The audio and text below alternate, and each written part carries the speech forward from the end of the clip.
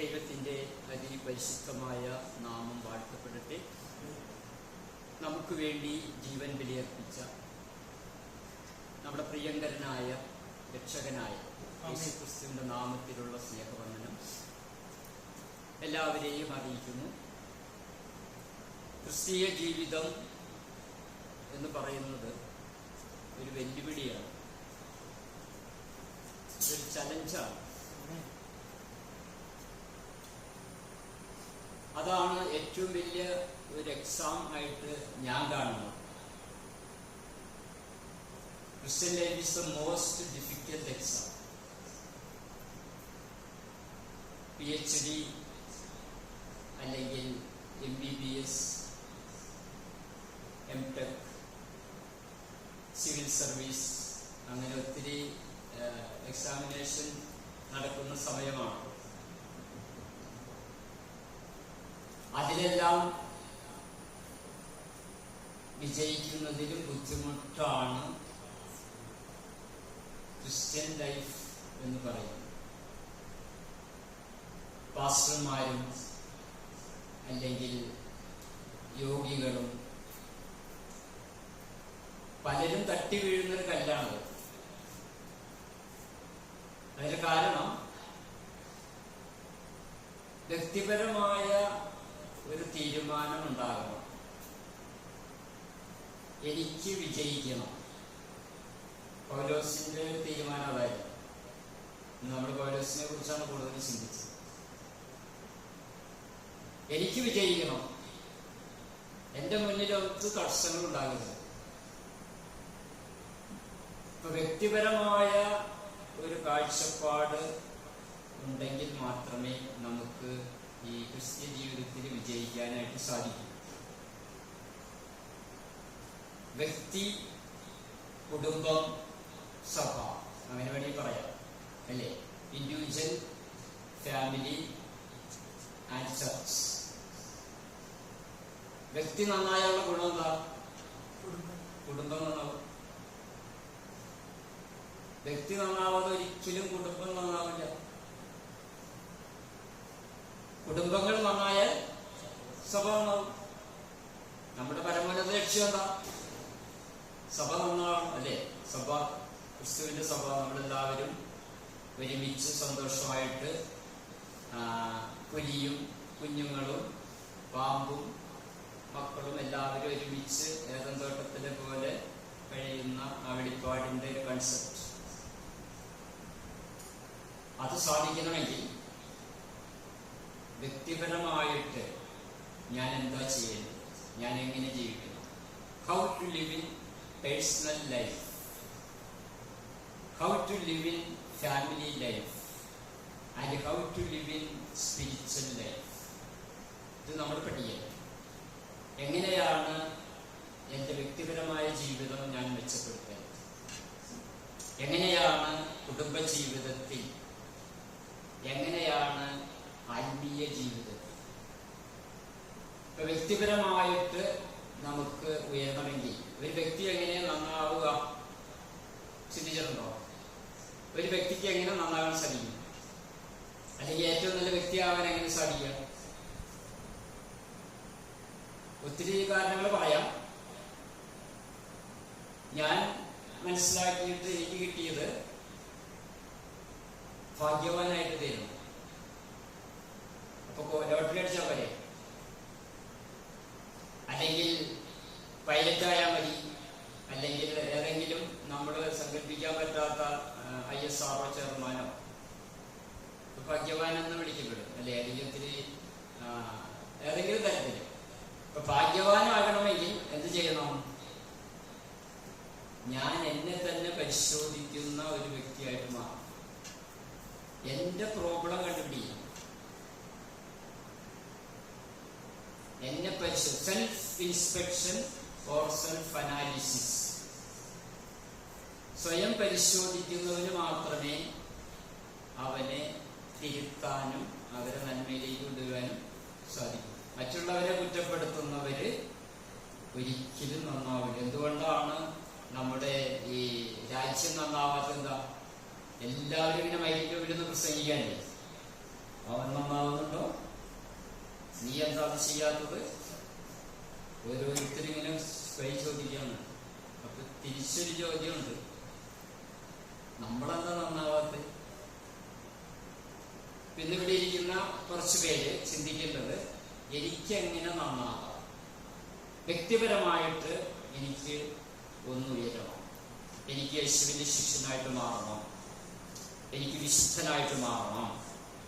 അതിന് ഞാൻ എന്ത് ചെയ്യണം? ഞാൻ സ്വയം പരിശോധിച്ചു കഴിയുമ്പോഴാണ് നമ്മുടെ പോരായ്മകൾ നമുക്ക് വെളിപ്പെട്ട് കിട്ടുന്നത്. അപ്പൊ അത് നമ്മൾ തിരുത്താനായിട്ട് തയ്യാറാണ്. അതാണ് 32-ാം സങ്കീർത്തനം 1-ാം വചനം.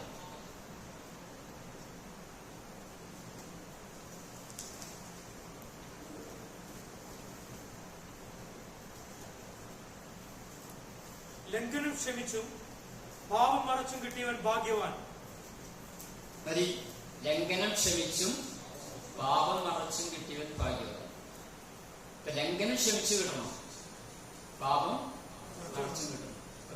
ലംഘനം ക്ഷമിച്ചു കിട്ടണമെങ്കിൽ പാപം മറച്ചു വെക്കാതിരിക്കണം. ലംഘനം ക്ഷമിച്ചും പാപം മറച്ചും കിട്ടും. നമ്മുടെ പാപം നാം മറച്ചു വെക്കരുത്, ഉരുളരുത്, ന്യായവാദം ചെയ്യരുത്. ട്രെയിൻ വൈകി, ബസ് വൈകി, മഴ വന്നു, ഇതൊക്കെ കാരണമാണ് അല്ലേ? ഞാൻ കിടന്നുറങ്ങിപ്പോയി, ക്ഷീണം കൊണ്ട് അല്ലെങ്കിൽ സുഖം കൊണ്ട് ഞാൻ ഇവിടെ കിടന്നുറങ്ങി, അതുകൊണ്ടാണ് ഫാസ്റ്റ് വൈകിയത് എന്ന് പറയണം. അവിടെ നാളെ തിരുത്താനുള്ള നല്ല മനസ്സ് ഉണ്ടാവും. ഇപ്പൊ ഫാസ്റ്റ് റൂമിലും എല്ലാവരും മുമ്പിലും നമ്മുടെ ഒരു ചമ്മലുണ്ടാവില്ലേ? അപ്പൊ നമ്മള് നാളെ തിരുത്തും. നാളെ 4 മണിയാകുമ്പോൾ തുടങ്ങി നമ്മള് പ്രിപ്പറേഷൻ എടുക്കും. എഴുന്നേൽക്കണം. നെടുമ്പാശ്ശേരിയിൽ ഫ്ലൈറ്റ് ആണെങ്കിലോ കൃത്യസമയത്ത്. സ്വയം ന്യായീകരിക്കരുത്. എന്റെ തെറ്റുകൾ കണ്ടുപിടിക്കാൻ, അത് ലംഘനം ക്ഷമിച്ചു കിട്ടാൻ ദൈവത്തോട് കരഞ്ഞ് ക്ഷമ ചോദിക്കണം. ഞാൻ ഇന്ന് തെറ്റ് ചെയ്തു പോയി, അത് ഭാര്യയുടെ കുഴപ്പം കൊണ്ടല്ല, മക്കളുടെ കുഴപ്പം കൊണ്ടല്ല, അല്ലെങ്കിൽ നെയ്ബേഴ്സിന്റെ കുഴപ്പം കൊണ്ടല്ല, ടെംപ്റ്റേഷൻ ഉണ്ടായതുകൊണ്ട്, ഇങ്ങനെ ഒന്നുമല്ല. എന്റെ തെറ്റ് ഞാനിതാ ഏറ്റു പറയുന്നു, ഞാൻ പാപം ചെയ്തു. അതാണ് ദാവീദിന്റെ സങ്കീർത്തനം നമ്മൾ പണ്ട് ചിന്തിച്ചു. എനിക്ക് ഒഴിവൊന്നുമില്ല, ഞാൻ പാപം ചെയ്തു എന്ന് ഏറ്റു പറയാൻ. ലംഘനം ക്ഷമിച്ചും പാപം മറച്ചു കിട്ടിയവൻ ഭാഗ്യവാൻ. രണ്ടാമത്തെ ഭാഗ്യവാൻ ആരാണ്? 1-ാം സങ്കീർത്തനം 1-ാം വചനം 1-2.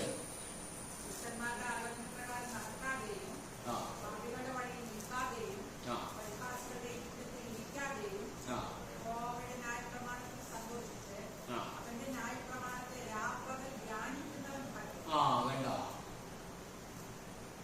പരിഹാസികളുടെ ഇടയിലിരിക്കാതെയും കുറെ ലിസ്റ്റ് പറഞ്ഞിട്ടുണ്ട്. എല്ലാം കഴിഞ്ഞിട്ട് പറഞ്ഞിരിക്കുന്നത് അവന്റെ ന്യായപ്രമാണത്തെ രാപ്പകൽ ധ്യാനിക്കുന്നവൻ.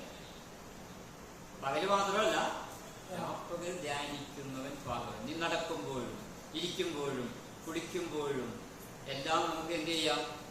ദൈവത്തിന്റെ ന്യായപ്രമാണത്തിൽ ധ്യാനിക്കാം. ആ ന്യായപ്രമാണത്തിൽ സന്തോഷിക്കണം. അതെനിക്ക് വേണ്ടിയുള്ള പ്രമാണങ്ങളാണ് എന്ന് മനസ്സിലാക്കണം. ഇത് കഠിനമല്ല. നിന്റെ ന്യായപ്രമാണം കഠിനമല്ല. നിന്റെ ന്യായപ്രമാണം ഇതിനുള്ളതാണ്. എന്താണ് പ്രമാണം? അവിടെ എന്ത് പ്രമാണം എന്ന് പറഞ്ഞിരിക്കുന്നത്?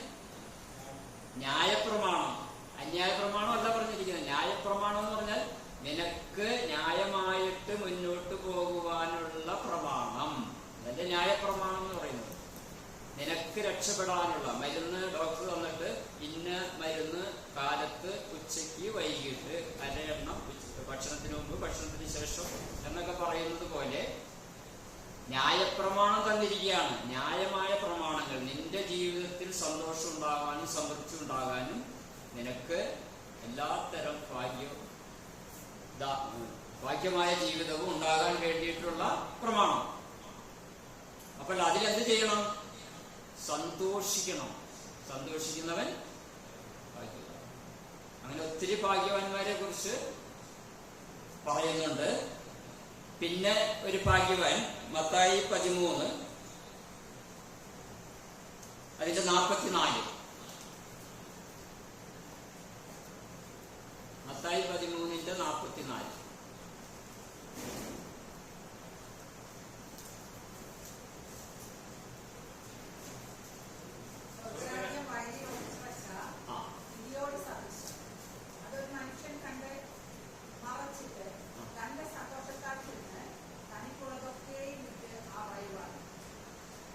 കണ്ടോ,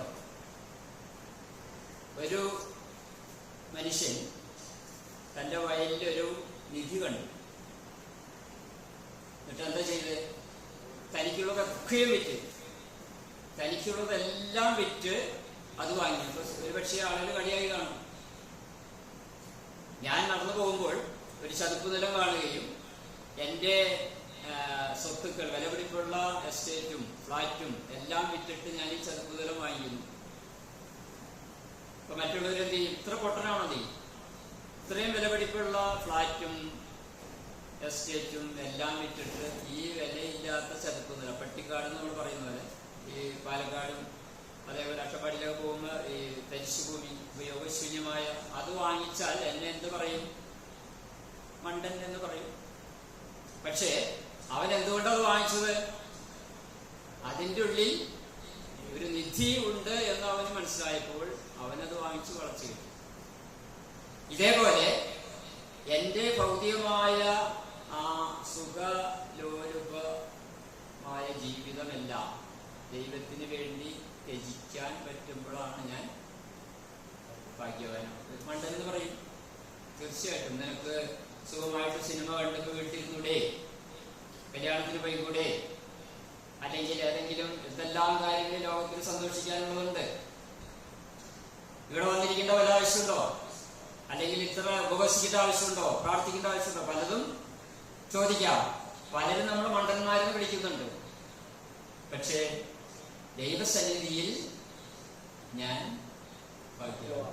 ഇങ്ങനെ ഒന്ന് ഭാഗ്യവാനായി തീർന്നാൽ നമ്മുടെ വ്യക്തിത്വ വികസനം, ഇപ്പൊ പേഴ്സണാലിറ്റി ഡെവലപ്മെന്റ് എന്നൊക്കെ പറഞ്ഞ് കോളേജുകളിലൊക്കെ ഒത്തിരി ക്ലാസ്സുകൾ ഒക്കെ നടക്കുന്നുണ്ട്. LIC-കാർക്കും അതേപോലെ എല്ലാ വിഭാഗക്കാർക്കും ഈ പേഴ്സണാലിറ്റി ഡെവലപ്മെന്റ് എന്ന് പറയുന്ന ഒരു കോഴ്സ് പല സ്ഥലങ്ങളിലുണ്ട്, കമ്പനി എംപ്ലോയീസിനൊക്കെ. ഇപ്പൊ വ്യക്തിത്വ വികസനം യഥാർത്ഥത്തിൽ നടക്കണമെങ്കിൽ നാം എന്ത് ചെയ്യണം? ഭാഗ്യവാൻ, ദൈവം ആഗ്രഹിക്കുന്ന ഭാഗ്യവാനായി തീർന്നാൽ നമുക്ക് വ്യക്തി ജീവിതത്തിൽ ശോഭിക്കാനായിട്ട് കഴിയും. പിന്നെ എങ്ങനെയാണ് ഒരു വ്യക്തി ദൈവ പൈതലായി തീരുന്നത്? ആദ്യം ഭാഗ്യവാനായി തീരുക. ഭാഗ്യവാനായി തീരണമെങ്കിൽ സ്വയം പരിശോധിച്ച് അവന്റെ പോരായ്മകൾ ഏറ്റുപറഞ്ഞ് അതിൽ നിന്ന് വ്യതിചലിച്ച് അവൻ വിശുദ്ധനായി തീരാനുള്ള ആഗ്രഹം വേണം. അങ്ങനെ വരുമ്പോൾ അടുത്ത അവന്റെ ആ ലക്ഷ്യം എന്തായിരിക്കണം? അവന്റെ ക്യാരക്ടർ, അവന്റെ സ്വഭാവം, ഏറ്റവും നല്ല സ്വഭാവത്തിന് അവൻ ഉടമയായി തീരുക. ക്യാരക്ടർ എങ്ങനെയാണ്? നമ്മുടെ സ്വഭാവം ഏറ്റവും നല്ല സ്വഭാവമായി തീരണമെങ്കിൽ നമ്മുടെ ചിന്താഗതികൾ മാറണം. നമ്മുടെ ചിന്തയാണ് നമുക്ക് നല്ല സ്വഭാവവും ചീത്ത സ്വഭാവവും ഉണ്ടായി. Thought, action, conduct, conversation and character. ഇപ്പൊ ചിന്ത, നമ്മുടെ ചിന്ത എന്താണ്? നമ്മൾ എന്തിനെ കുറിച്ച് ചിന്തിക്കുന്നു? നമ്മൾ എന്ത് ചിന്തിക്കുന്നു? നാം ദൈവത്തിന്റെ കാര്യങ്ങളാണോ ചിന്തിക്കുന്നത്? നമ്മുടെ പ്രവൃത്തി എന്തായിരിക്കും? ദൈവത്തിന്റെ പ്രവൃത്തികളിൽ നമുക്ക് താല്പര്യം ഉണ്ടാവും. നാം ലോകത്തിന്റെ ഭാഗങ്ങളെ കുറിച്ച് ചിന്തിച്ചാൽ ലോകത്തിന്റെ കാര്യങ്ങളായിരിക്കും നമ്മുടെ ചിന്ത, പ്രവൃത്തി. നമ്മുടെ പെരുമാറ്റത്തിൽ എന്ത് കാണാൻ സാധിക്കും? ലൗകികമായ കാര്യങ്ങളാണ് ചിന്തിക്കുന്നതെങ്കിൽ ലൗകികമായ പെരുമാറ്റം ഉണ്ടാവും. നമ്മുടെ സംഭാഷണം എന്തായിരിക്കും? കോൺവെർസേഷൻ, നമ്മുടെ സംഭാഷണം എന്തായിരിക്കും? നമ്മൾ ദൈവകാര്യങ്ങളാണ് ചിന്തിക്കുന്നതെങ്കിൽ നമ്മൾ എന്തിനെ കുറിച്ചായിരിക്കും? നമ്മുടെ അടുക്കളയിലായാലും, നമ്മുടെ വീട്ടിലായാലും, നമ്മുടെ യാത്രയിലായാലും നമ്മുടെ സംഭാഷണം എന്തായിരിക്കും? ട്രെയിനിലിരിക്കുമ്പോൾ, രണ്ട് പാസ്റ്റർമാർ ട്രെയിനിലിരിക്കുമ്പോൾ എന്തായിരിക്കും? ദൈവകാര്യങ്ങൾ ചർച്ച ചെയ്യും, അല്ലേ? ലൗകികമായ മനുഷ്യരിക്കാണെങ്കിലോ ഒരു സിനിമയെ കുറിച്ചോ ഫുട്ബോളിനെ കുറിച്ചോ ഒളിമ്പിക്സിനെ കുറിച്ചോ സംസാരിക്കും. അപ്പൊ ചിന്ത, തോട്ട്, അതെന്തായിട്ട് മാറും? ആക്ഷൻ. അത് പ്രവൃത്തിയിൽ വരും, അത് പെരുമാറ്റത്തിൽ കാണാൻ സാധിക്കും, അത് കോൺവെർസേഷൻ, സംഭാഷണത്തിൽ അതുണ്ടാവും, അത് സ്വഭാവമായിട്ട് മാറും. അപ്പൊ നല്ല സ്വഭാവം വേണമെങ്കിൽ എന്ത് ചിന്തിക്കണം? നല്ലത് ചിന്തിക്കാൻ നമുക്ക് കഴിയണം, നല്ലത് വായിക്കാൻ കഴിയണം, നല്ലത് പഠിക്കാൻ കഴിയണം, നല്ല രീതിയിൽ ബിഹേവ് ചെയ്യാൻ സാധിക്കണം. അങ്ങനെ വരുമ്പോൾ നാം നല്ല സ്വഭാവത്തിന്റെ ഉടമയായിട്ട്, ഇപ്പൊ വ്യക്തി ഏറ്റവും നല്ല വ്യക്തിയായിട്ട് മാറണമെങ്കിൽ ആദ്യം ഭാഗ്യവാനായി തീരണം.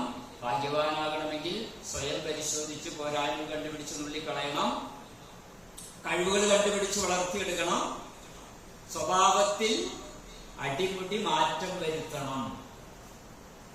മോശമായ സ്വഭാവങ്ങൾ നമ്മുടെ ജന്മന ഉള്ളതാണ്, നമ്മളുടെ അത് കിടപ്പുണ്ട്. നമ്മുടെ പാസ്റ്റായതുകൊണ്ടോ അല്ലെങ്കിൽ സ്ഥാനപ്പെട്ടതുകൊണ്ടോ കർത്താവിന്റെ മേശയിൽ നിന്ന് ഭക്ഷിക്കുകയും പാനം ചെയ്യുകയും ചെയ്തുകൊണ്ടോ ഫീൽഡ് വർക്ക് ചെയ്തുകൊണ്ടോ ഒന്നും നമ്മുടെ ജനിക സ്വഭാവം മാറില്ല. അതിൽ മാറ്റം വരുത്തണമെങ്കിൽ നമ്മുടെ സ്വഭാവത്തെ നമ്മൾ എപ്പോഴും പരിശോധിച്ചുകൊണ്ടിരിക്കണം. അപ്പൊ നല്ലത് കാണാൻ, നല്ലത് ചിന്തിക്കാൻ ആദ്യം കഴിയണം. ആഗ്രഹങ്ങൾ, മോഹങ്ങൾ ഗർഭം ധരിച്ച് പാപത്തെ പ്രസവിക്കും. ഇല്ലേ? വായിക്കണ്ട വചനമുണ്ടല്ലോ, ആഗ്രഹങ്ങൾ, മോഹങ്ങൾ ഗർഭം ധരിച്ച് പാപത്തെ പ്രസവിക്കും. അപ്പൊ ആഗ്രഹങ്ങളും മോഹങ്ങളും നല്ല ആഗ്രഹങ്ങളാണോ നല്ല മോഹങ്ങളാണോ എന്ന് നമ്മൾ ചിന്തിക്കണം. നല്ല ആഗ്രഹങ്ങളാണെങ്കിൽ വളർത്തുക, അല്ലെങ്കിൽ അതിനെ ഡിലീറ്റ് ചെയ്ത് കളയുക. നമ്മുടെ ഫോണിൽ മോശമായ മെസ്സേജ് വന്ന് എന്ത് ചെയ്യും? ഡിലീറ്റ് ചെയ്ത് കളയും, അല്ലേ? ഇതേപോലെ നമ്മുടെ മനസ്സിൽ, നമ്മുടെ ചിന്തയിൽ മോശമായ വികാരങ്ങളോ മോശമായ ആലോചനകളോ മോശമായ കാഴ്ചകളോ വരുന്നുണ്ടെങ്കിൽ അത് ഡിലീറ്റ് ചെയ്ത് കളയണം. ചിന്ത മണ്ഡലം ഏറ്റവും നല്ല രീതിയിലാക്കാനായിട്ട് പരിശോധിക്കുക. ചിന്ത പ്രവൃത്തിയായിട്ടും പെരുമാറ്റമായിട്ടും സംഭാഷണമായിട്ടും സ്വഭാവമായിട്ടും മാറും. അതുകൊണ്ട് ഇന്നും മുതൽ നല്ലത് മാത്രം ചിന്തിക്കാൻ, പ്രത്യേകിച്ച് ദൈവത്തിന്റെ വചനത്തെ കുറിച്ചും ദൈവത്തിന്റെ പദ്ധതികളെ കുറിച്ചും ദൈവം എന്നോട് എന്താണ് ആഗ്രഹിക്കുന്നത്, ആവശ്യപ്പെടുന്നത് എന്ന് അറിഞ്ഞ് അതിനെക്കുറിച്ച് ചിന്തിച്ച് അത് പ്രവൃത്തിയാവട്ടെ, അത് പെരുമാറ്റത്തിൽ കാണട്ടെ, അത് നിങ്ങളുടെ സംഭാഷണത്തിൽ അതുണ്ടാകട്ടെ. നിങ്ങളുടെ ജീവിതം ദൈവിക സ്വഭാവം ആയിട്ട് മാറും. ഓക്കെ, അങ്ങനെ ഒരു വ്യക്തി ഏറ്റവും നല്ല വ്യക്തിയായിട്ട് മാറാൻ ദൈവം നമുക്ക് തരുന്ന പാഠങ്ങളെ കുറിച്ചാണ് നമ്മൾ പഠിക്കുന്നത്. പിന്നെ അവൻ സ്വയം കുറച്ച് കാര്യങ്ങളൊക്കെ അവൻ ഏറ്റെടുക്കണം. എനിക്ക് വാസ്തു പറഞ്ഞ പോലെ ഞാൻ ശക്തനാണ് എന്നുള്ള ഒരു കാഴ്ചപ്പാട് നമുക്കുണ്ടാവണം. എങ്ങനെയാണ് നമ്മൾ ശക്തനാകുന്നത്? പൗലോസ് പറഞ്ഞതുപോലെ തന്നെയാണ്, നമ്മൾക്ക് കോൺഫിഡൻസ് വേണം. ദൈവ പൈതൽ എപ്പോഴും കോൺഫിഡന്റ് ആയിരിക്കും. പാട്ട് പാടാവോ എന്ന് ചോദിച്ചാൽ നമ്മൾ സംഗീത കോളേജിലൊന്നും പോയിട്ടുണ്ടാവില്ല, പക്ഷെ പാടാൻ നമുക്ക് സാധിക്കണം. പാട്ട് പാടാവോ? യെസ്. പ്രസംഗം പറയാവോ? യെസ്. ശുശ്രൂഷ നടത്താവോ? യെസ്. എന്റെ കഴിവുകൊണ്ടല്ല ദൈവമേ, പിന്നെ എന്താണ്? എന്നെ ശക്തനാക്കുന്ന മുഖാന്തരം ഞാൻ സകലത്തിനും, നമ്മളിപ്പോ ചിന്തിച്ചാണ്, എന്നെ ശക്തനാക്കുന്ന മുഖാന്തരം ഞാൻ സകലത്തിനും മതിയായവൻ. അതുകൊണ്ട് എനിക്ക് കോൺഫിഡൻസ് ഉണ്ട്, ഞാൻ ചെയ്യുന്ന കാര്യങ്ങളെല്ലാം ഭംഗിയാവും. അടുത്തത് എന്താണ്? അവൻ പേഷ്യന്റ് ആയിരിക്കണം, ക്ഷമാശീലനായിരിക്കണം. ക്ഷമാശീലനായിരിക്കണം ഒരു വ്യക്തി എപ്പോഴും, പ്രത്യേകിച്ച് ദൈവ പൈതൽ ക്ഷമാശീലനായിരിക്കും. നമ്മോട് ദൈവം കരുണ കാണിച്ച് നമ്മുടെ പാപങ്ങളും അതിക്രമങ്ങളൊക്കെ ദൈവം നമ്മളോട് ക്ഷമിച്ചതുപോലെ നാം മറ്റുള്ളവരോട് ക്ഷമിക്കാൻ ബാധ്യസ്ഥനാണ്. വ്യക്തിപരമായ ജീവിതത്തിൽ നമ്മളെ കുറിച്ച് വായിക്കുന്നവരും, ഞാൻ മറ്റുള്ളവരോട് ക്ഷമിക്കുന്നുണ്ടോ, അവൻ ചർച്ചിൽ പോകുന്നുണ്ട്, പ്രസംഗിക്കുന്നുണ്ട്, സുവിശേഷ വരെ ചെയ്യുന്നുണ്ട്, മറ്റുള്ളവരോട് ക്ഷമിക്കാൻ പറ്റുന്നുണ്ടോ എന്ന് മറ്റുള്ളവർ നമ്മെ കുറിച്ച് പഠിക്കുന്നുണ്ട്. ദൈവവചനം വായിക്കുന്നവർ കുറവായിരിക്കും, അല്ലേ? ബൈബിൾ അറിയാവുന്നവർ കുറവായിരിക്കും. പക്ഷെ നമ്മളെ വായിക്കുന്നവര് നമ്മുടെ ചുറ്റുപാടും ഉണ്ടെന്നുള്ളത് മനസ്സിലാക്കണം. അതാണ് ഞാൻ പറഞ്ഞത്, how to live in personal life, how to live in family life, how to live in professional life and how to live in spiritual life. നമ്മൾ കമ്പനി പോണവരായിരിക്കും, ബസ്സിൽ പോണവരായിരിക്കും, എപ്പോഴും നമ്മളെ വാച്ച് ചെയ്യുന്നവരാണ്. പ്രത്യേകിച്ച് നമ്മൾ സ്നാനപ്പെട്ട് കഴിയുമ്പോൾ നമ്മുടെ മാറ്റങ്ങളെ കുറിച്ച് പലരും ഒന്ന് ഒബ്സർവ് ചെയ്യും. എല്ലാ കാര്യത്തിലും അദ്ദേഹത്തിന് പണ്ടത്തെ പോലെ അല്ലല്ലോ, പ്രസംഗിക്കാൻ പറ്റുന്നുണ്ടല്ലോ, പാടാൻ പറ്റുന്നുണ്ടല്ലോ, ആരോഗ്യത്തിന് നടക്കാൻ പറ്റുന്നുണ്ടല്ലോ. എന്താ കാരണം? എനിക്ക് ഒരു വിശ്വാസമുണ്ട്, എന്നെ ശക്തനാക്കുന്ന മുഖാന്തരം ഞാൻ സകലത്തിനും മതിയായവൻ എന്നൊരു വിശ്വാസം എനിക്കുള്ളത് കൊണ്ട് ഞാൻ കോൺഫിഡന്റ് ആണ്. ഓക്കെ, അടുത്തെന്താണ്? ഞാൻ ഒരു ട്രസ്റ്റ് വർത്തിയായിരിക്കും, വിശ്വാസയോഗ്യനായിരിക്കണം. എന്റെ വാക്കുകൾ എപ്പോഴും യാക്കോബിന്റെ ലേഖനം 5-ാം അധ്യായം 12-ാം വചനം.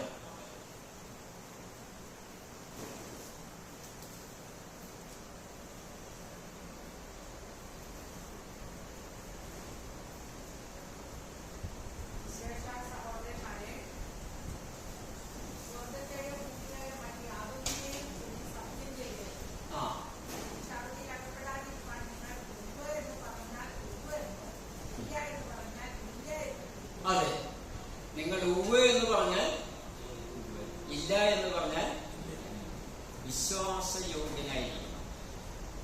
അത് പ്രത്യേകം ശ്രദ്ധിക്കണം. നമുക്ക് ഒന്നും ഒഴിച്ചു വയ്ക്കാൻ ഉണ്ടാകും. Yes or no. നമ്മളെ വിശ്വസിക്കാൻ പറ്റുന്നവനാണ് എന്ന് മറ്റുള്ളവർക്ക് നമ്മുടെ പ്രവർത്തിയിൽ കൂടി കാണിച്ചു. ഇനി ഒത്തിരി കാര്യങ്ങള് വ്യക്തിത്വ വികസനത്തിനുണ്ട്. അത് നമ്മള് സ്വയം നിങ്ങൾ പഠിക്കുക. ഇപ്പൊ ഇങ്ങനെ ഒരു വ്യക്തി രൂപാന്തരപ്പെട്ട് കഴിഞ്ഞാൽ ആ വ്യക്തി നയിക്കുന്ന സഭ, അല്ലെങ്കിൽ ആ വ്യക്തി നയിക്കുന്ന കുടുംബം, അല്ലെങ്കിൽ ആ വ്യക്തി നയിക്കുന്ന അസോസിയേഷൻ, ആ വ്യക്തിയെ ഡിപ്പെൻഡ് ചെയ്ത എല്ലാവരും മാറ്റങ്ങൾ ഉൾക്കൊള്ളാൻ. അടുത്ത നമ്മള് കുടുംബത്തിലേക്ക് കിടക്കുകയാണ്. വീട്ടിൽ നിന്ന് വന്നവരൊക്കെ ഒന്ന് കൈവയ്ക്ക്. സഭായോഗം കഴിയുമ്പോ വീട്ടിലേക്ക് പോകരുതേ. പിന്നെ അങ്ങോട്ട് പോണം. അങ്ങോട്ട് വേണ്ടേ? കുടുംബത്തിലേക്ക് പോണം. നമ്മുടെ വിശ്വാസമല്ല, വ്യക്തി, കുടുംബം, ചർച്ച്. ഇപ്പൊ വ്യക്തിയിൽ നിന്ന് നമ്മള് പോകേണ്ടത് ഒരുവിധം വ്യക്തിത്വ വികസനം നടന്നില്ലേ? കുടുംബത്തിലേക്ക് പോകണം. വീട്ടിലേക്ക് പോകരുത്. വീടെന്ന് പറഞ്ഞാൽ എന്താണ്? അത് മെറ്റീരിയലാണത്, അല്ലേ? ഇംഗ്ലീഷിലും മാറ്റമുണ്ട്. വീട് എന്ന് പറഞ്ഞാൽ ഇംഗ്ലീഷിൽ ഹൗസ് എന്ന് പറയാവൂ. ഹൗസിംഗ് ലോൺ, അല്ലേ? ഹൗസിംഗ് ലോൺ എന്നല്ലേ പറഞ്ഞു. വേറെ ലോൺ, ഹോമിംഗ് ലോൺ ഒന്നും ഞാൻ കേട്ടിട്ടില്ല. Housing loan. ഇപ്പൊ ഹൗസ് എന്ന് പറഞ്ഞാൽ വീട്. നമ്മളിപ്പോ ഒരു വീട് പണിത് താമസിച്ചിട്ടില്ല, അടുത്ത മാസമാണ് നമ്മള് അതിന്റെ പ്രാർത്ഥനയും കാര്യങ്ങളൊക്കെ നടത്തുന്നത്. അപ്പൊ അതിന് വീടെന്ന് പറയാം. ഹോം എന്ന് പറഞ്ഞാൽ വ്യത്യാസമുണ്ട്. അത് ഭവനം അല്ലെങ്കിൽ കുടുംബം. ഫാമിലി അല്ല കേട്ടോ. ഫാമിലി ഇതൊന്നും വേണ്ട. 2 ഭാര്യയും ഭർത്താവും എവിടെയെങ്കിലും നിന്നാൽ ഫാമിലി എന്ന് പറയാം. ഒരു കുട്ടിയും ഉണ്ടെങ്കിലും ഇല്ലെങ്കിലും ഫാമിലി എന്ന് പറയാം. 2-3 പേര് എവിടെയെങ്കിലും ഒരു മരത്തിന്റെ ചുവട്ടിൽ ഒരു ഷീറ്റ് അടിച്ചിട്ട് അവിടെ ഒരു ഗ്യാസും വെച്ചിട്ട് കഴിയുകയാണെങ്കിൽ അതിന് നമുക്ക് എന്ത് പറയാം? കുടുംബം എന്ന് പറയാം. അപ്പൊ ഹൗസും ഹോമുമായിട്ട് വ്യത്യാസമുണ്ട്. അപ്പൊ ഹോം എന്ന് പറഞ്ഞാൽ HOME. What is H? H for holiness. Holiness. ഒരു കുടുംബത്തിന്റെ ഫൗണ്ടേഷൻ എന്തായിരിക്കും? ഗ്രാനൈറ്റ് ആണോ? വിശുദ്ധി. ഫൗണ്ടേഷൻ എന്തായിരിക്കണം? വിശുദ്ധിയായിരിക്കും. അതാണ് H. അടിസ്ഥാനം അതായിരിക്കട്ടെ. ഓ എന്താ? ഓ ഫോർ വൺനെസ്. വൺനെസ്, ഏകീഭാവം അല്ലെങ്കിൽ ഏകത്വം. ഡാഡിയും മമ്മിയും മക്കളും ഒരുമിച്ച് കുരുവിക്കൂട് പോലെ. എപ്പോൾ വേണമെങ്കിലും പൊട്ടിപ്പോകാവുന്നൊരു കുരുവിക്കൂട് കണ്ടോ? എപ്പോൾ വേണമെങ്കിലും പൊട്ടിപ്പോകാം. പക്ഷെ 10 മിനിറ്റ് കഴിയുമ്പോൾ ആ കുരുവികൾ ഒരുമിച്ച് കൂടി ഒരു കൂട് കൂട്ടും.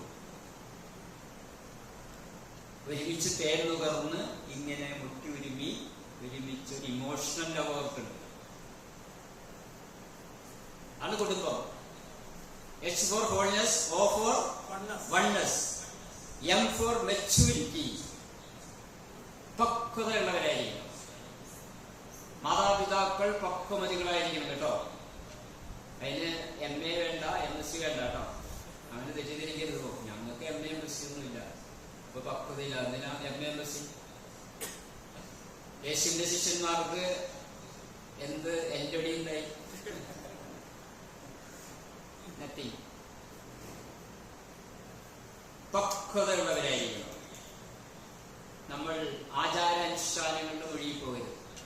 അന്ധവിശ്വാസങ്ങളിൽ ഒഴുകിപ്പോകരുത്. ആരെങ്കിലൊക്കെ കേട്ടത് വിളിച്ചു പറയരുത്. പക്വമതികളായിട്ട് മക്കളെ വളർത്തണം. വിഷു, ഇടിമിന്നല്, കെരുപ്പോ എന്ന് മക്കളോട് പറയേണ്ട ആവശ്യമില്ല. പുറത്തിറങ്ങില്ലേ പാമ്പ് പിടിച്ചാൽ മരിക്കും. അത് പക്വതയുടെ സ്വഭാവമല്ല. അതിങ്ങനെ ആര് പറഞ്ഞു നമ്മളോട് പാമ്പ് പിടിച്ചാൽ മരിക്കുന്നു? എന്റെ അപ്പച്ചൻ പറഞ്ഞു, അല്ലെങ്കിൽ എന്റെ അമ്മാവൻ പറഞ്ഞു. ഞാനത് എന്റെ മക്കളെ പഠിപ്പിക്കും, എന്റെ മക്കൾ മറ്റുള്ളവരെ പഠിപ്പിക്കും. അതിന്റെ പേരന്റ് ഈഗോ സ്റ്റേറ്റ് എന്ന് അതിന് സൈക്കോളജി പറയും. Parent ego state. പാരമ്പര്യമായിട്ട് ഇങ്ങനെ ഒരു കൊച്ചിനോട് ഇതുപോലെ തന്നെ ഒരു കൊച്ചു വന്ന് പറഞ്ഞു, ഞങ്ങളുടെ അടുത്ത് പാമ്പൊക്കെ ഉണ്ട്, അച്ഛൻ പറഞ്ഞ് പാമ്പ് പിടിച്ചാൽ മരിക്കും എന്ന് പറഞ്ഞു. ആ കുട്ടി അടുത്ത കുട്ടിയോട് പറഞ്ഞു. അങ്ങനെ 3-4 കുട്ടികൾ ഇങ്ങനെ കേട്ട് വേറൊരു കുട്ടിയോട് പറഞ്ഞപ്പോ അതൊന്നുമില്ല, പാമ്പ് പിടിച്ചാൽ മരിക്കൊന്നുമില്ല. ബാബാ സുരേഷിന് പാമ്പ് പിടിച്ചിട്ട് മരിച്ചിട്ടില്ല. മേ ബി അവൻ പറഞ്ഞു പാമ്പ് മരിച്ചേക്കാം, നോട്ട് ഷുവർ. അവന്റെ അപ്പച്ചൻ പക്വതയുള്ള അപ്പച്ചനായിരുന്നു. അയാൾ കുട്ടിയോട് പറഞ്ഞു, പാമ്പ് കടിക്കാൻ ഒക്കെ സാധ്യതയുണ്ട്, സൂക്ഷിക്കണം, ചിലപ്പോ മരിച്ചേക്കാം, അപകടപ്പെടാം, ഒന്ന് ശ്രദ്ധിച്ചേക്ക്. അന്ധവിശ്വാസങ്ങളും അനാചാരങ്ങളും പേടിപ്പെടുത്തലുകളും കുട്ടികളുടെ മനസ്സിലേക്ക് കുത്തിവെക്കരുത്. വെള്ളിയാഴ്ചയാണ്, ഉപവസിച്ചേ പറ്റൂ. ഉപവസിച്ചാൽ നല്ലതാണ് മോനെ. അങ്ങനെ അടിച്ച പാരമ്പര്യവും അന്ധവിശ്വാസങ്ങളും മീശ പഠിക്കണം. ഫുൾ സ്ലീവ് ഇടണം. ഫുൾ സ്ലീവ് ഇട്ടിരിക്കുന്നത്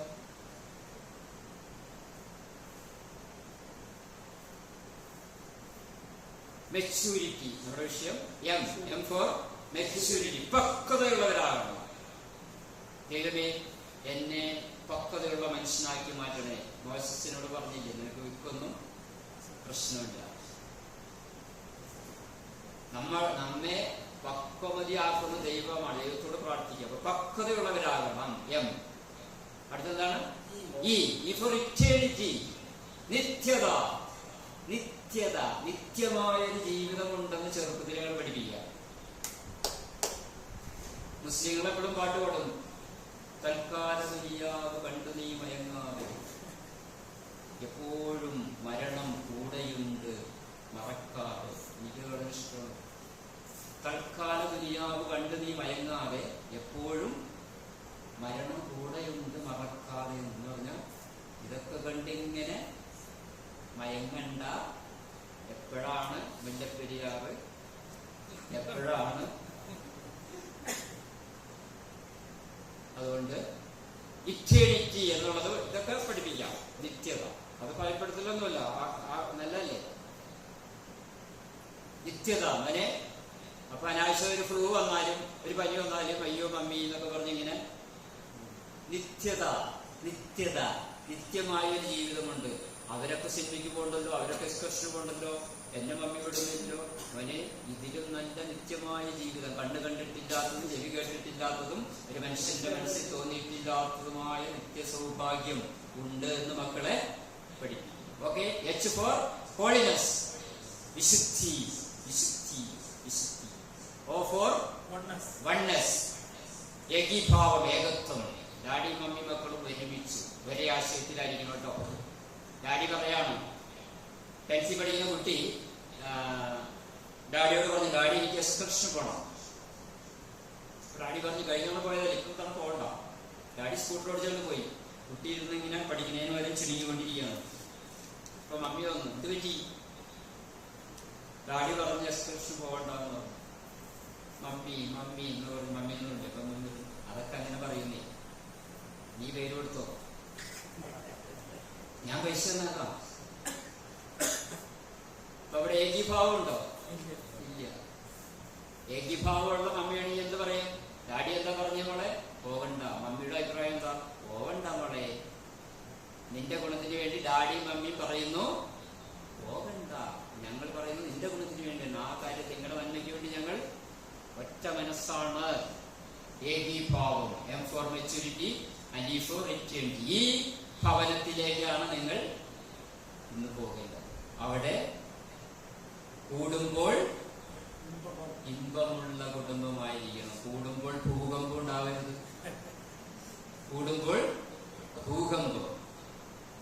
അച്ഛനൊന്ന്, ഡാഡി ഒന്ന് പറയും, മമ്മി 2 പറയും, ചേട്ടൻ 3 പറയും, ചേച്ചി അടുക്കളയിൽ നിന്ന് 4 പറയും. ഇസ്രായേലിലെ യുദ്ധമാണ് പല സ്ഥലങ്ങളിലും.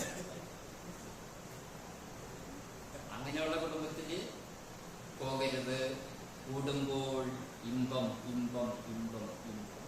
അങ്ങനെ ആ കുടുംബത്തെ ഏറ്റവും നല്ല കുടുംബമാക്കി, സ്വർഗമാക്കി മാറ്റണം. എഫേസ്യർ 3:14.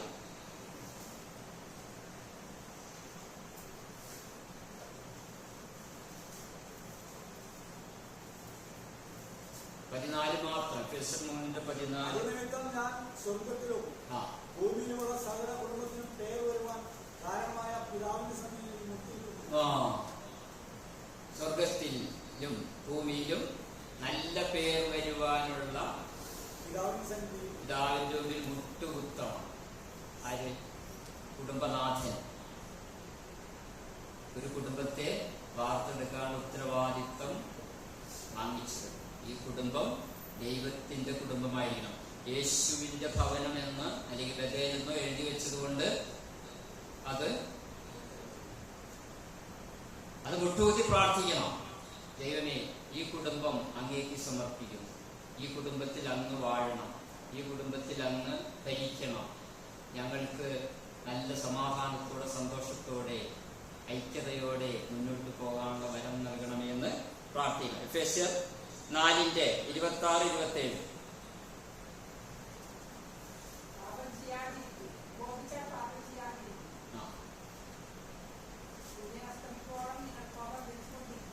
അതെ, അവിടെ കോപം അതേപോലെ പ്രശ്നങ്ങള് കൂടുതലുണ്ടാവുന്ന എവിടെയാണ്? ഭവനത്തിൽ തന്നെ, കുടുംബത്തിൽ തന്നെയാണ്. നമുക്ക് തോന്നും കുടുംബങ്ങളിലെല്ലാം സമാധാനമാണെന്ന് നമുക്ക് തോന്നും. ഭാര്യയും ഭർത്താവും ഏറ്റവും കൂടുതൽ സ്നേഹിക്കുന്ന അവസരങ്ങൾ കണ്ടിട്ടുണ്ടോ? ഏറ്റവും കൂടുതൽ സ്നേഹിക്കുന്ന അവസരം ഭാര്യയും ഭർത്താവും. ഭാര്യ-ഭർത്താവ് ഏറ്റവും കൂടുതൽ സ്നേഹിക്കുന്ന സമയം ഏതാ അറിയില്ലേ? സ്കൂട്ടറിൽ നടക്കുമ്പോ, സ്കൂട്ടറിൽ പോകുമ്പോ വേണ്ടല്ലേ? സ്കൂട്ടറില് ഭർത്താവ് സ്കൂട്ടർ ഓടിക്കുന്നു, ഭാര്യ ഇരിക്കുന്ന ഇരിപ്പ് കണ്ടിട്ടുണ്ടോ? ഇങ്ങനെ വളരെ കെട്ടിപ്പിടിച്ച് ചെവിയിലേക്ക് ഇങ്ങനെ എപ്പോഴും സംസാരിച്ചുകൊണ്ടിരിക്കും. പുറത്ത് നിൽക്കുന്നവരൊക്കെ ഇങ്ങനെ അടുത്തു. ഇത്ര സ്നേഹമോ? എത്ര വർഷമായി കല്യാണം? 10-15 വർഷമായിട്ടും ഈ സ്കൂട്ടറിൽ ഇങ്ങനെ ഇരുന്ന് ഇനി പണിയൊന്ന് ഒബ്സർവ് ചെയ്തോട്ടോ. അത് കഴിഞ്ഞ് ഗേറ്റ് തുറന്ന് അകത്തേക്ക് കയറി കഴിഞ്ഞാൽ പിന്നെ എങ്ങനെയായിരിക്കും? ഇത് പറഞ്ഞ് മേടിക്കലാന്ന് ഞാൻ അപ്പൊ പറഞ്ഞതല്ലേ, ഇത് അത് വില കൂടിയ ഞാൻ അപ്പളേ പറഞ്ഞതല്ലേ, ഇങ്ങനെ പറഞ്ഞു. ഇനി എൻ്റെ കൂടെ വരണ്ട, പോയി സ്വയം മേടിച്ചു. എന്തെല്ലാം തർക്കങ്ങൾ. കോപിച്ചാൽ പാപം ചെയ്യാതിരിക്കാൻ പ്രത്യേകം ക്ഷമിക്കുക. നിനക്ക് ഇഷ്ടമില്ലെങ്കിൽ അത് ഉപയോഗിക്കേണ്ട, നാളെ വേദം വാങ്ങിച്ചു തരാം. പാപം ചെയ്യാതിരിക്കണം. പൈസ 100 രൂപ 1000 രൂപ ഒന്നും കൂടി പോകട്ടെ. നമ്മുടെ ലക്ഷ്യം എന്താണ്? കോപിച്ചാൽ പാപം ചെയ്യാതിരിക്കണം. അതിനുള്ള വിട്ടുവീഴ്ച മനോഭാവം കുടുംബത്തിൽ. ഓക്കെ. 31 അതിന്റെ തന്നെ എഫെസ്യർ 4:31.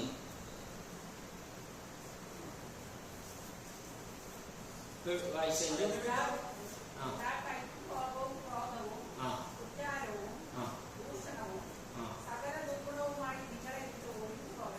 അതെ. പാപം ചെയ്യാതിരിക്കണമെങ്കിൽ, കോപിച്ചാൽ പാപം ചെയ്യാതിരിക്കണമെങ്കിൽ നാം വിട്ടുവീഴ്ച ചെയ്ത് നല്ല സ്നേഹത്തോടെ ക്ഷമയോടെ പെരുമാറിയാൽ അത് വിട്ട് ഓടിപ്പോകും. എഫെസ്യർ 5:21-22.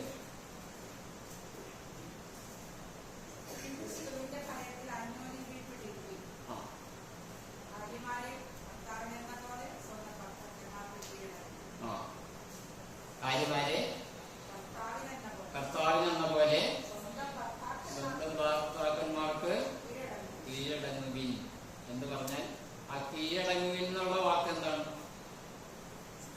പൗലോസ് മൻസൂറിൽ കീഴടങ്ങുവിൻ എന്ന് പറഞ്ഞാൽ ചൈന ഇന്ത്യക്ക് കീഴടങ്ങി എന്ന് പറഞ്ഞാൽ ആയുധം വെച്ച് എല്ലാം ഉപേക്ഷിച്ച് കീഴടങ്ങി.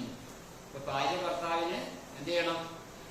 കീഴടങ്ങണം. തർക്കവും പ്രശ്നങ്ങളും ഒക്കെ മാറ്റി വെച്ചിട്ട് ബഹുമാനത്തോടെ അനുസരണത്തോടെ അദ്ദേഹം പറയുന്നത് കേൾക്കാൻ ഏറ്റവും സന്തോഷത്തോടെ കീഴടങ്ങുക. അവിടെ പിന്നെ തർക്കിക്കാനോ അല്ലെങ്കിൽ പിന്നീട് അത് തേട്ടി വരാനോ, അവിടെ കീഴടങ്ങിയ യുദ്ധം തീർന്നു, ഒപ്പിട്ടു. ഇച്ഛായ അല്ലെങ്കിൽ എന്താ വിളിക്കുന്നത്, ഞാൻ എന്താ കീഴടങ്ങിയിരിക്കുന്നു എന്ന് പറയണ്ട. ആ മനോഭാവം നിങ്ങളിൽ ഉണ്ടാകും. ഓക്കെ.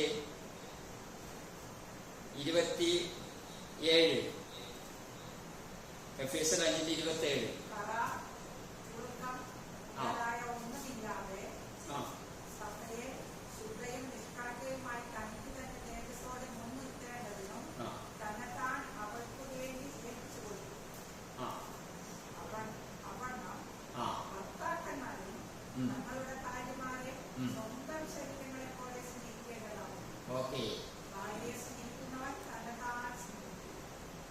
തന്നെ തന്നെയാണ് സ്നേഹിക്കുന്നത്. ഭാര്യമാരോട് പറഞ്ഞു നിങ്ങൾ ആയുധം വെച്ച് കീഴടങ്ങണം. അപ്പൊ ഭർത്താക്കന്മാർക്ക് സമാധാനായി. അപ്പൊ പൗലോസ് വെറുതെ ഇരിക്കുന്നില്ല. പൗലോസ് വീണ്ടും ഭർത്താക്കന്മാരെ നിങ്ങൾ എങ്ങനെ സ്നേഹിക്കണം? ഭാര്യമാരോട് അങ്ങനെ പറഞ്ഞില്ല, ഭർത്താക്കന്മാരോട് പറഞ്ഞത് നിങ്ങൾ സ്വന്തം ശരീരത്തെ പെർഫ്യൂം അടിച്ച് നിങ്ങൾ സ്നേഹിച്ച് കുട്ടപ്പനാക്കുന്നത് പോലെ നിങ്ങളുടെ സ്വന്തം ശരീരമാണെന്ന് വിചാരിക്കണം. എന്നിട്ട് ഭാര്യമാരെ സ്നേഹിക്കും. അവരെങ്ങനത്തെ പാത്രം എന്ന് പറഞ്ഞ ബലഹീന പാത്രം. Handle with care. വിലപിടിപ്പുള്ള സാധനങ്ങൾ വാങ്ങിക്കുന്ന ആ കാർട്ടണിൽ എന്താ എഴുതുന്നത്? ഹാൻഡിൽ വിത്ത് കെയർ എന്ന് എഴുതും. ഇതേപോലെ നമ്മുടെ ജീവിത പങ്കാളിയെ, ഭർത്താക്കന്മാർക്ക് ജീവിത പങ്കാളിയെ നൽകുമ്പോൾ അവരുടെ മാതാവും പിതാവും രഹസ്യമായിട്ട് മനസ്സിൽ പറയുന്നുണ്ട് ഹാൻഡിൽ വിത്ത് കെയർ എന്ന് പറഞ്ഞിട്ട് തരുന്നത്. നമ്മളത് കേൾക്കുന്നില്ല. എന്റെ മകള് എട്ടും പൊട്ടും തിരിയാത്ത കൊച്ചാണ്. അടുക്കളയിൽ ഞങ്ങൾ ചുറ്റിപ്പറ്റി നിന്ന് കാര്യം BSc നഴ്സിംഗ് ഒക്കെ ഉണ്ടെങ്കിലും രോഗപരിജ്ഞാനമൊന്നുമില്ല, മോളെ നോക്കിക്കോളണോട്ടോ എന്ന് പറഞ്ഞു തന്നത് എന്ന് പറഞ്ഞാൽ ഇത് തന്നെ പൗലോസ് പറഞ്ഞു ബലഹീന പാത്രമാണെന്ന്. ഭർത്താക്കന്മാരെ കുറിച്ച് അങ്ങനെ പറഞ്ഞു. ഭാര്യമാര് ബലഹീന പാത്രമാണെന്ന് മനസ്സിലാക്കി അവരെ സ്വന്തം ശരീരത്തെ പോലെ സ്നേഹിക്കുന്നു. സ്വന്തം ശരീരത്തെ സ്നേഹിക്കാത്തവൻ അല്ലെ, സ്വന്തം ശരീരത്തെ ആരും വെറുക്കില്ലല്ലോ.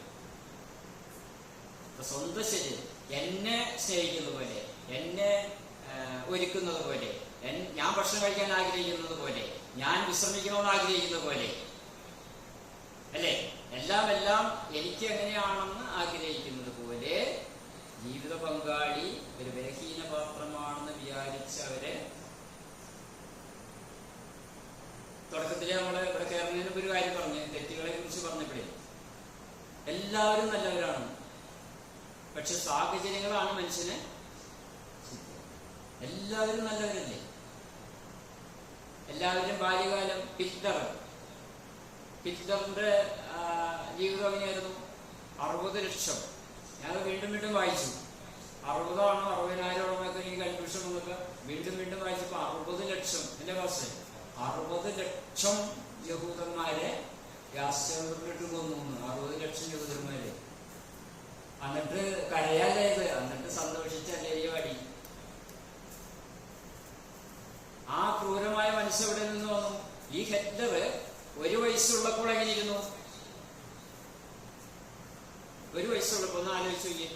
1 വയസ്സുള്ളപ്പോ ഹിറ്റ്ലർ ഡാഡിനെയും മമ്മിനെയൊക്കെ കെട്ടിപ്പിടിച്ച് ഉമ്മ കൊടുത്ത് എല്ലാവരും കടിപ്പിച്ച് കൊണ്ടുകിടന്ന് ഒരു വാവാന്ന് പറഞ്ഞ് നടന്ന ആ ഹിറ്റ്ലറാണ് വളർന്ന് വന്നപ്പോ എല്ലാ സദാം ഹുസൈന്റെ പലരുടെയും കാര്യമാണ് പറയാനുണ്ട് അല്ലേ.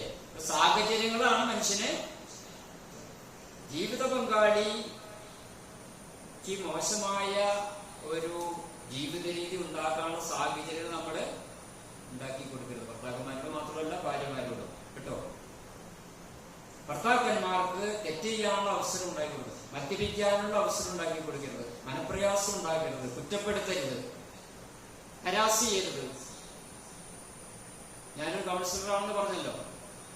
2 ചെവി ഇങ്ങനെ കേട്ട് മണിക്കൂറുകളോടെ. നേരിട്ടുള്ള കൗൺസിലിംഗ് എളുപ്പമാണ്, ഫേസ് ടു ഫേസ് എളുപ്പമാണ്. ഈ ഫോൺ ചെയ്തു കഴിഞ്ഞാല് ആ ചാർജ് തീരുന്നതല്ലാതെ.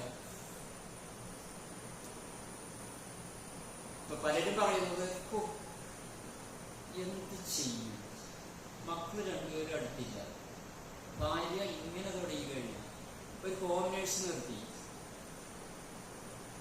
അതിന് കുറ്റം പറഞ്ഞ് ഓടിച്ചു, എനിക്ക് 50 വയസ്സായി, ഞാൻ എന്ത് ചെയ്യണം അടുക്കളയിൽ? അദ്ദേഹം എന്നോട് പറഞ്ഞത് എനിക്ക് ആത്മഹത്യ ചെയ്യണം. വിദ്യാസമ്പന്നനാണ്, MA എക്കണോമിക്സ് കഴിഞ്ഞിട്ട് റെയിൽവേയിൽ ഗവൺമെന്റ് റെയിൽവേയിൽ ജോലി ഉണ്ടായ മനുഷ്യനെ പറയണം, നല്ല വാഗ്മി എല്ലാം. അദ്ദേഹം എന്നോട് പറയുന്നു എനിക്ക് പുഴയിൽ ചാടി മരിക്കണം, ഭാര്യയെ കൊണ്ട് മടുത്തു എന്ന്. ഭർത്താക്കന്മാർക്ക് മദ്യപിക്കാനും ആത്മഹത്യ ചെയ്യാനും ഒക്കെ ഉള്ള പ്രേരണ ഉണ്ടാക്കി കൊടുക്കരുത് ഭാര്യമാരെ. ഒരു വിധത്തിലുള്ള തെറ്റുകൾ ചെയ്യാൻ അവരെ പ്രേരിപ്പിക്കരുത്. അവരുടെ ആഗ്രഹങ്ങളും മോഹങ്ങളൊക്കെ മനസ്സിലാക്കണം.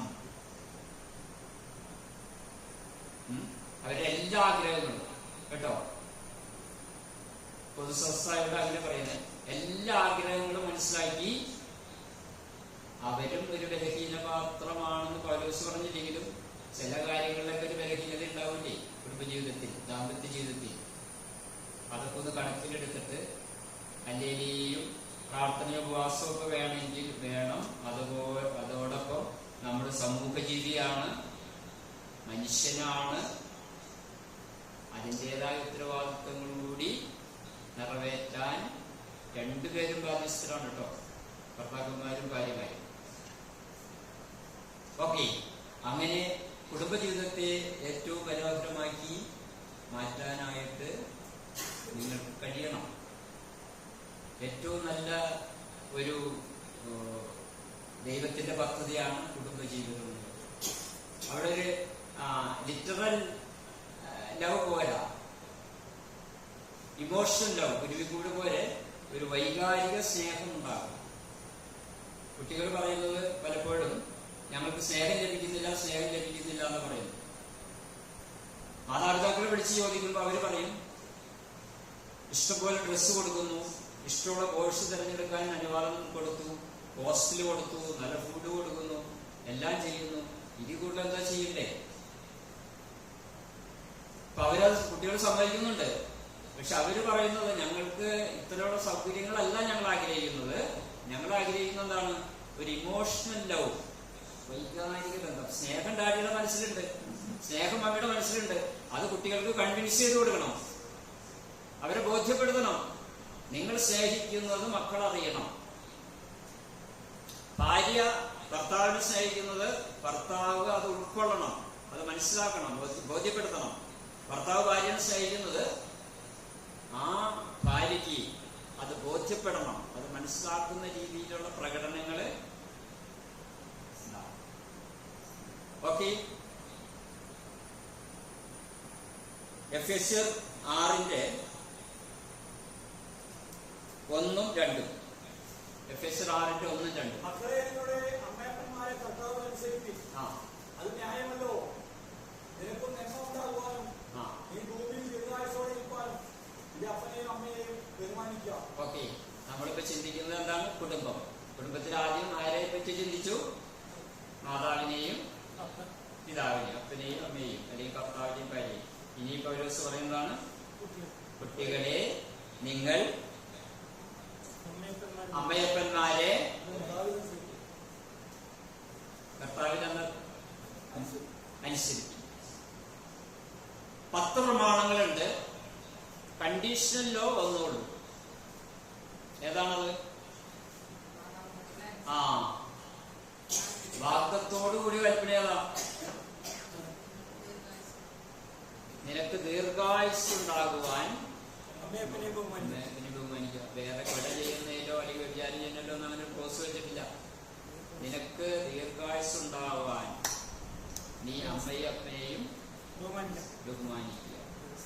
മാതാവിനെയും പിതാവിനെയും അനുസരിക്കാനുള്ള ഒരു ഇത്, അതെങ്ങനെ മക്കളെ എങ്ങനെയാ മാതാപിതാക്കളെ അനുസരിക്കുക? നമ്മുടെ ഭവനത്തിൽ, കുടുംബത്തിൽ ഗ്രാൻഡ് ഫാദറും ഗ്രാൻഡ് മദറും ഉണ്ടാവും. അവര് പറയുന്നത് ഡാഡിയും മമ്മിയും അനുസരിച്ച് കാണിച്ചു കൊടുത്താലേ ഇവരിത്. കർത്താവിലെന്ന പോലെ ഞാൻ എൻ്റെ വയസ്സായ 90 വയസ്സായി അല്ലെങ്കിൽ 95 വയസ്സായി, അദ്ദേഹം പറയുന്ന ഓർമ്മകളോട്ടായിരിക്കും എങ്കിലും യെസ് ഡാഡി, യെസ് പപ്പ എന്ന് പറഞ്ഞ അവരോട് ബഹുമാനിച്ചനുസരിക്കുന്നത് ആര് കാണണം? ഈ കുഞ്ഞുങ്ങള്. അങ്ങനെ കാണുമ്പോഴാണ് അവര് നമ്മെ അനുസരിക്കും. ഇപ്പൊ കുഞ്ഞുമക്കളോട് പറയാണ്, കർത്താവിലെന്ന പോലെ കർത്താവിന്റെ ഭയത്തോടും സ്നേഹത്തോടും കൂടി ഡാഡിയും മമ്മിയും അനുസരിക്കുക. അത് തന്നെയാണ് വാക്യത്തോടു കൂടിയ ആദ്യ. വളരെ പ്രാധാന്യമുണ്ടല്ലോ. അപ്പൊ അതുകൊണ്ട് ഇവിടെ ഇരിക്കുന്ന കുഞ്ഞുമക്കൾ കുറവാണെങ്കിലും മാതാവിനെയും പിതാവിനെയും അനുസരിക്കാൻ നിങ്ങൾ ബാധ്യസ്ഥരാണ്. അവര് പറയുന്നത് നിങ്ങൾക്ക് ഇഷ്ടമുള്ള കാര്യമായിരിക്കില്ല. ചിലപ്പോൾ കളിക്കാൻ പോകണ്ടെന്ന് പറയും. പക്ഷേ അത് നിങ്ങളുടെ ഗുണത്തിന് വേണ്ടിയാണെന്ന് മനസ്സിലാക്കി നിങ്ങൾ അവരെ. ചിലപ്പോൾ ഇത് കഴിക്കണ്ടെന്ന് പറയും, നേരത്തെ എഴുന്നേക്കാൻ പറയും, പഠിക്കാൻ പറയും. എല്ലാം ഞങ്ങളുടെ നന്മയ്ക്ക് വേണ്ടിയാണെന്ന് വിശ്വസിച്ചുകൊണ്ട് മാതാവിനെയും പിതാവിനെയും അനുസരിക്കാനുള്ള പ്രത്യേക ഒരു വരം വാങ്ങിച്ചെടുക്കണം. അതിനെന്തെങ്കിലും മടി തോന്നുന്നുണ്ടെങ്കിൽ, പ്രയാസം തോന്നുന്നുണ്ടെങ്കിൽ ദൈവത്തോട് എല്ലാവരും പ്രാർത്ഥിക്കുക. എന്റെ ഡാഡിയെ അനുസരിക്കാനുള്ള കൃപ നൽകണമേ, എന്റെ മമ്മി അനുസരിക്കാനുള്ള കൃപ നൽകണമേ, എന്റെ സഹോദരനെ അനുസരിക്കാനുള്ള കൃപ നൽകണമേ എന്ന് പ്രാർത്ഥിക്കുന്നവരായിട്ട് കുഞ്ഞുമക്കള് മാറും. ഓക്കെ, 1 തിമോത്തി 5:1 മുതൽ 4 വരെ. 1 തിമോത്തി 5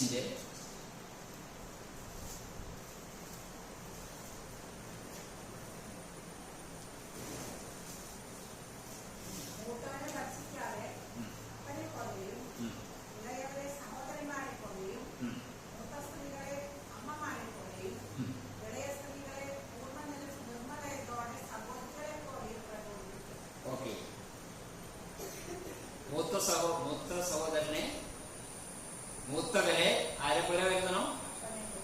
അപ്പനെ പോലെ കരുതണം. പിന്നെ ഇളയവനെ സഹോദരനെ പോലെ. ബന്ധങ്ങളില് ഡാഡി മമ്മി കഴിഞ്ഞാൽ പിന്നെ സഹോദരനും സഹോദരിമാരും നമുക്ക് ബഹുമാനിക്കപ്പെടേണ്ടവർ തന്നെയാണ് എന്നുള്ളത് നമ്മൾ പഠിക്കുന്നു. അപ്പനെ ബഹുമാനിച്ചവരെ, അമ്മയെ ബഹുമാനിച്ചവരെ നമ്മൾ ഇരിക്കലല്ലേ, നമ്മളപ്പന്റെ മക്കളല്ലേ. ഞാനിപ്പോ ചേട്ടനെന്തിനെ ബഹുമാനിക്കണേ, ചേട്ടനെന്തിനനുസരിക്കണേ? അവനൊരു പ്രമാണമുണ്ടോ? ആ പ്രമാണമാണ് ഇപ്പൊ വായിച്ചത്. അപ്പനും അമ്മയും ഉണ്ടെങ്കിലും എന്റെ സഹോദരനെ ഞാൻ ഒരു മൂത്ത സഹോദരനെ പോലെ തന്നെ അനുസരിക്കാൻ ബാധ്യസ്ഥനാണ്. മറ്റുള്ളവരെ സഹോദരിയെ നിർമ്മലരായിട്ട് അമ്മമാരെ പോലെ കാണും. മാതാവിനെയും പിതാവിനെയും ബഹുമാനിക്കുന്നത് പോലെ സഹോദരനെയും സഹോദരിയെയും ബഹുമാനിക്കും. സഹോദരന് നേരെ കൈവന്നവൻ ആരാ? കൊലപാതകി. സഹോദരനെ കയർക്കരുത്. ആഹാ, അപ്പച്ചനുണ്ടല്ലോ, അപ്പച്ചൻ കാര്യം വൈകോട്ടെ, താൻ കിടന്ന് അധികം എന്നൊന്നും. സഹോദരന്മാര് തമ്മിൽ എങ്ങനെയായിരിക്കണം? സ്നേഹത്തോടെ, ബഹുമാനത്തോടെ, ആദരവോടെ, കീഴ്വഴക്കത്തോടെ ആയിരിക്കാൻ ശ്രദ്ധിക്കും. ഇതൊക്കെ എവിടെയാണ് പഠിക്കണ്ടേ? UC കോളേജിൽ നിന്നാണോ, സെന്റ് ആൽബർട്ട്സിൽ നിന്നാണോ, ഇവിടെ തൃശ്ശൂർ രാമ കോളേജിൽ നിന്നാണോ പഠിക്കേണ്ടത്? അത് കുടുംബം. Everything means at home. നമ്മുടെ കുടുംബമാണ് ഏറ്റവും വലിയ സർവകലാശാല. നമ്മുടെ കുടുംബമാണ് ഏറ്റവും വലിയ യൂണിവേഴ്സിറ്റി. നമ്മുടെ അപ്പച്ചനാണ് ഏറ്റവും വലിയ അധ്യാപകൻ. നമ്മുടെ അമ്മച്ചിയാണ് ഏറ്റവും വലിയ അധ്യാപിക. ആ എന്ന് എഴുതിച്ചത് അമ്മച്ചിയല്ലേ? അല്ലേ?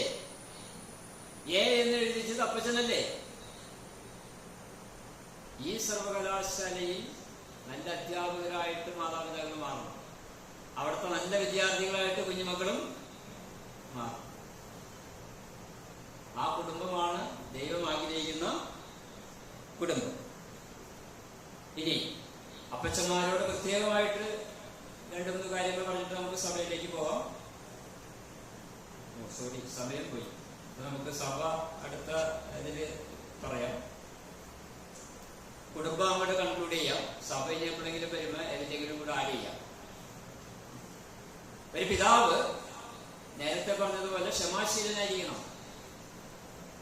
ഭാര്യയോടും മക്കളോടും ഗ്രാൻഡ് ഫാദറോടും അവിടെ ഭവനത്തിൽ ആരൊക്കെ ഉണ്ട് അവരോടൊക്കെ ക്ഷമിക്കാനും, നെയ്ബേഴ്സിനോട് ക്ഷമിക്കാനും, എല്ലാവരോടും ക്ഷമിക്കാൻ കഴിയുന്ന പ്രത്യേക വൈഭവം പ്രാർത്ഥിച്ചിട്ടാകണം. അപ്രോച്ചബിൾ ആയിരിക്കണം. കുട്ടികൾക്ക് ജീവിത പങ്കാളിക്കും കടന്നു വരാവുന്ന, ആശ്വസിക്കാവുന്ന ഏറ്റവും വലിയ ഒരു സ്ഥലം ഏതാണ്? കുടുംബം. എന്റെ ഡാഡിയുടെ അടുത്ത് പോകാവുന്നത് പോലെ എനിക്ക് വേറെ അടുത്ത് പോകാൻ പറ്റുമോ? എന്റെ മമ്മിയുടെ അടുത്ത് പോകുന്ന പോലെ എനിക്ക് വേറെ സ്ഥലത്ത് പോകാൻ പറ്റുമോ? അപ്പൊ നിങ്ങൾ അപ്രോച്ചബിൾ ആയിരിക്കണ്ടേ, അവൈലബിൾ ആയിരിക്കണ്ടേ, സമയം അനുവദിച്ചു കൊടുക്കണ്ടേ അവർക്ക്? ഡാഡി എന്ന് വിളിച്ചാൽ ഇപ്പോഴും പഞ്ചാബിന് 100 കൂട്ടം പണിയുള്ളപ്പോ മമ്മി എന്ന് വിളിച്ചു എന്നെ രാത്രി. പിന്നെ എന്ത് പറ്റി, എന്താണ്? അതല്ല, അപ്രോച്ചബിൾ ആയിരിക്കണം, അവൈലബിൾ ആയിരിക്കണം.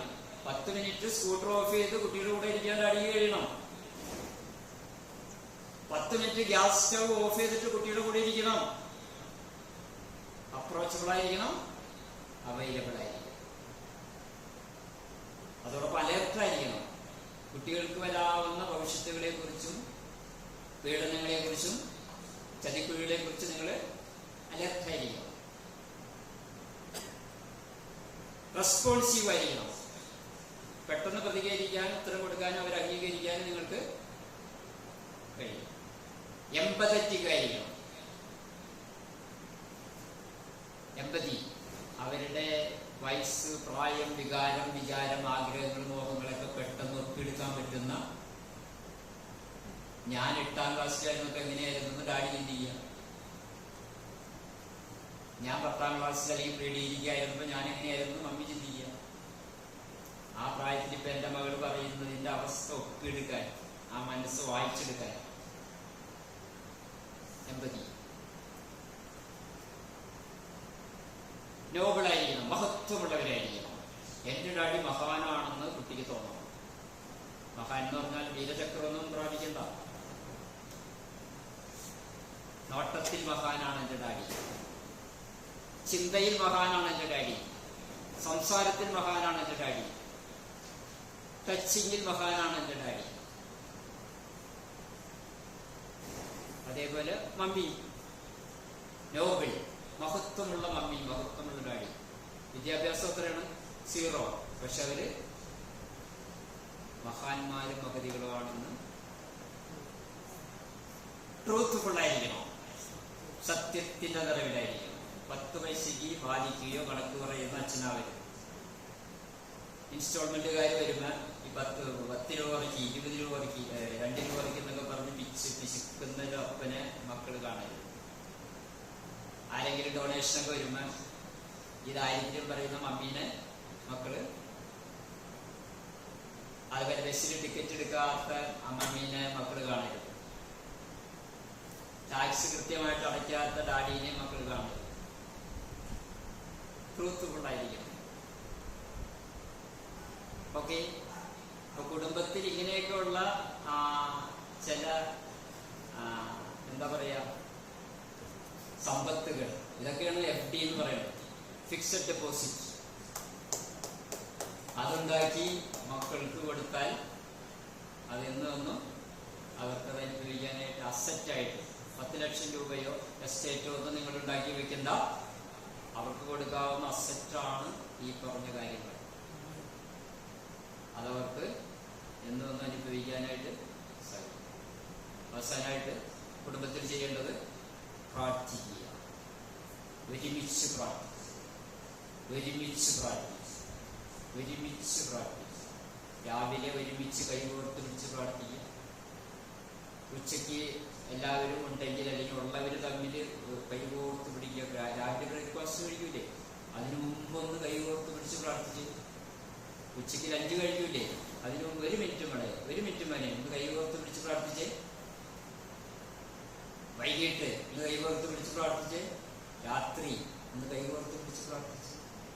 ഒരുമിച്ച് പ്രാർത്ഥിക്കുന്നവരായി, ഒരുമിച്ച് പ്രാർത്ഥിക്കുന്നു. മടുത്തു പോക തൊടുക്കത്തോളം പ്രാർത്ഥിച്ചിടണം. തടുത്തു വെച്ച ഒതുങ്ങിടാത്ത ശക്തി പ്രാപിക്കാം. എന്നോടു ചേർന്നൊരു നാഴിക ഉണർന്നിരിക്കാമോ? പാപവഴികളെ ഒഴിഞ്ഞു പോകാൻ മാർഗമിതല്ലയോ? എന്നോടു ചേർന്നൊരു നാഴിക ഉണർന്നിരിക്കാമോ?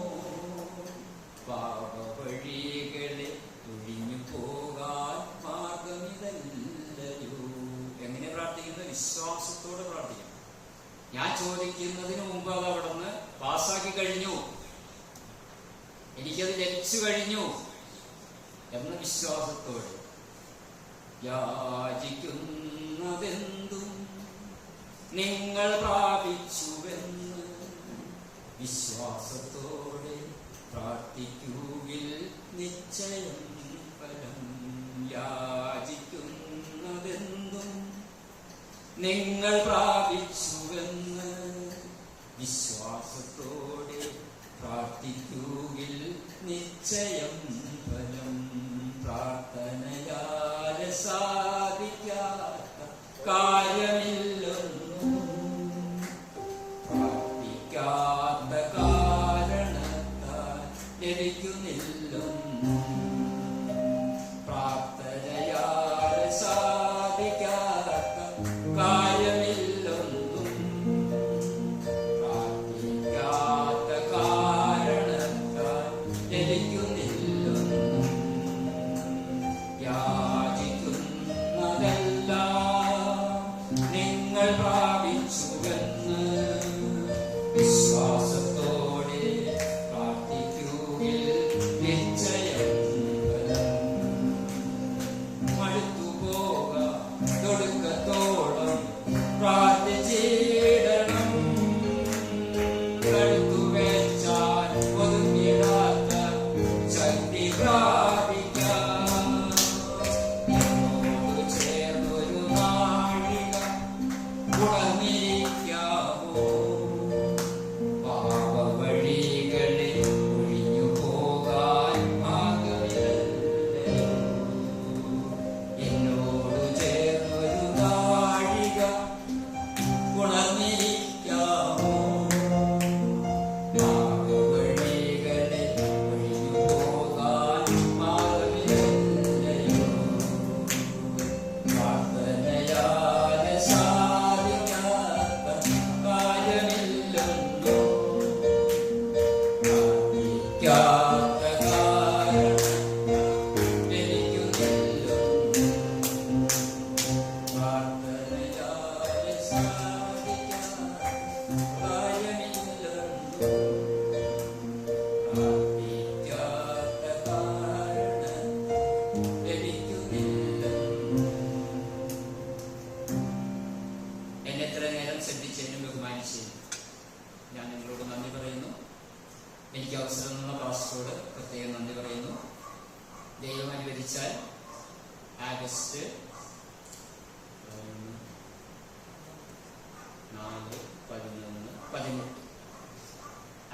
18 വീണ്ടും കാണാം. ദൈവം നമ്മെ സമർത്ഥമായി അനുഗ്രഹിക്കും.